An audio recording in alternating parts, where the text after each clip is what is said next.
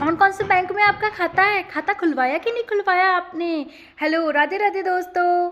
आज हम बात करते हैं कि आपका किस किस बैंक में खाता है। देखो, आज के ज़माने में तो हर किसी का बैंक में खाता होता ही होता है। आजकल छोटे छोटे बच्चों का खाता यार, तो हमारा तो ऑब्वियसली होगा ही होगा। पर अब बात ये है कि आखिर हमारा जो खाता जिस बैंक में है वो बैंक सही है या नहीं। तो चलो इसी बारे में आज हम बात करते हैं। किसी का कोटक बैंक में खाता होगा, किसी का एसबीआई में होगा, किसी का बैंक ऑफ बड़ौदा में होगा, किसी का आईडीबीआई में होगा। तो हर किसी के अलग अलग बैंक में खाते होते हैं, ठीक है। और उसका हम अलग अलग तरीके से यूज़ करते हैं। पर ये तो वो बैंक है जिसको इंसान ने बनाया है। क्या आपका उस बैंक में खाता है जिसको भगवान ने बनाया है? सोचो, है? नहीं है? चलो आज के वीडियो में हम समझते हैं इंसान के जो बैंक होते हैं उस पर तो हमें फ़ायदा मिलता ही मिलता है, पर भगवान का जो बैंक है उस पर हमारा खाता है या नहीं, और हमें क्या क्या फ़ायदा मिल सकता है। देखो, इंसान के जो बनाए गए बैंक होते हैं उस पर हम सेविंग कर सकते हैं, राइट। पर जो भगवान के बनाए हुए बैंक में उसमें हम नाम जप रूपी सेविंग कर सकते हैं। इंसानों ने जो बैंक बनाया है उस पर हम एफडी कर सकते हैं। जो भगवानों ने बैंक बनाया है, जो भगवान जी का बैंक है, उस पर हम क्या कर सकते हैं? अच्छे कर्मों की एफडी कर सकते हैं। जिस बैंक को इंसान ने बनाया है उस पर हम एलआईसी कर सकते हैं और उसका कुछ सालों के बाद हमें बेनिफिट भी मिलता है। पर जो भगवान जी का बैंक है उस पर हम मंत्र कर सकते हैं और मंत्रों को सिद्ध करके उसका फ़ायदा ले सकते हैं। चलो समझते हैं कैसे।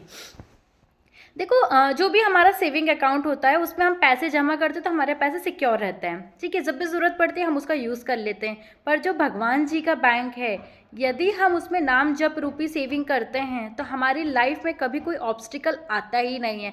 हर एक डिसीज़न में भगवान हमारे साथ होते हैं। क्यों? क्योंकि हमने इतना नाम जप कर लिया है, इतना प्रभु को याद कर लिया है कि अब हम प्रभु के और प्रभु हमारे हो गए हैं। आप किसी भी भगवान का स्मरण कर सकते हैं, किसी भी भगवान जी के नाम को जप कर सकते हैं, ठीक है। जैसे हम एफडी करते हैं तो एफडी होने के बाद जब भी हम एफडी को तोड़ते हैं या एफडी हमारी पूरी हो जाती है तो सालों के बाद हमें बेनिफिट होता है, सभी को पता है, ठीक है। पर जब हम यहाँ पर भगवान के बैंक में अच्छे कर्मों की एफडी करते हैं और जब ये एफडी पूरी हो जाती है तो हमें जो इसका फ़ायदा होता है ना, वो हमें समझ में ही नहीं आता है कि कब कहाँ कैसे क्या हो गया, कितना अच्छा हमारे साथ हो गया। क्योंकि ये वो जो एफडी होती है जो ज़िंदगी के साथ भी होती है और ज़िंदगी के बाद भी होती है। सही सुन रहे हैं आप। तो अच्छे कर्मों की एफडी करना बहुत ज़्यादा ज़रूरी है। और जो भी व्यक्ति लगातार अच्छे कर्मों को करता है, हर बार अच्छे कर्मों को करता है, उसकी लाइफ में कभी भी कोई भी रुकावट नहीं आती है। जो भी लोग हैं जो अच्छे कर्मों को करते हैं वो इस बात को रिलेट कर सकता है। आगे हम वीडियो में इस बात को और गहराई से समझेंगे भी। जिस व्यक्ति ने एलआईसी किया हुआ है उसको सालों के बाद फ़ायदा होता है। जब भी उसकी एलआईसी कंप्लीट होती है, चाहे वो 10 साल की हो, 15 साल की हो, हर किसी की अपनी अपनी अलग अलग एलआईसी होती है, ठीक है।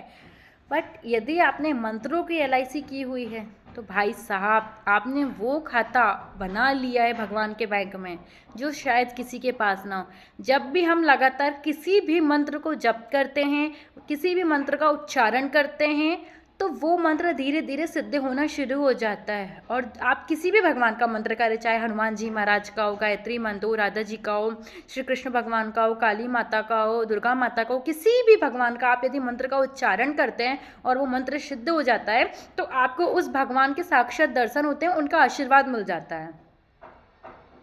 तो हम क्या कर रहे हैं हमारे जीवन में? वो खाता तो हमने खोल लिया जिसका नॉमिनी हमारे मरने के बाद जो होगा उससे पैसा मिल जाएगा, पर अब वो खाता खोलना बाकी है जिसके नॉमिनी सिर्फ और सिर्फ हम हैं, और वो खाता हमारा हमारे मरने के बाद भी हमारे साथ जाएगा। तो ऐसे खाता होना हमारे पास बहुत ज़्यादा ज़रूरी है। क्योंकि जब हम किसी अच्छे कर्मों को करते हैं या जब हम किसी भी भगवान का नाम जप करते हैं या जब हम किसी भी मंत्र का लगातार उच्चारण करते हैं, तो ये सभी वो शक्तियाँ होती है जो कि देखो करते तो हम ही हैं, राइट। पर लगातार किए गए हर एक छोटे छोटे जो प्रयास होते हैं वो बड़े प्रयासों में बदल जाते हैं, वो बड़ी चीज़ पे कन्वर्ट हो जाते हैं। तो हमारी लाइफ में फिर कभी कोई ऑब्स्टिकल नहीं आती है, और यदि कुछ ऑब्स्टिकल आती भी तो हमारे वो अच्छे के लिए आती है। और ये बात हमें लाइफ में आगे चलकर कुछ सालों के बाद में समझ में आती है कि यदि हमारे साथ कुछ बुरा हुआ था पहले तो वो आज पता चलता है कि क्यों हुआ था, क्योंकि उसमें कुछ अच्छा छिपा हुआ था। और यदि अच्छा हो रहा है तो समझो भगवान का साथ है, और यदि कुछ बुरा हो रहा है तो समझो कि भगवान हमारे साथ हमारे लिए ही अच्छा कर रहे हैं। तो जो होता है वो अच्छे के लिए ही होता है। तो भगवान के बैंक में खाता खोलते हैं और बस अब लाइफ को आसानी से सिक्योर करते हैं, क्योंकि इंसानों के बैंक में तो खाता सभी का है, सबके पैसे जमा हैं। किसी की LIC चल रही है, किसी की FD चल रही है, किसी का सेविंग अकाउंट है, कोई ट्रेडिंग कर रहा है, कोई कुछ कर रहा है, पर भगवान के बैंक में किस दिन हम ये सारी सेविंग करना स्टार्ट करेंगे?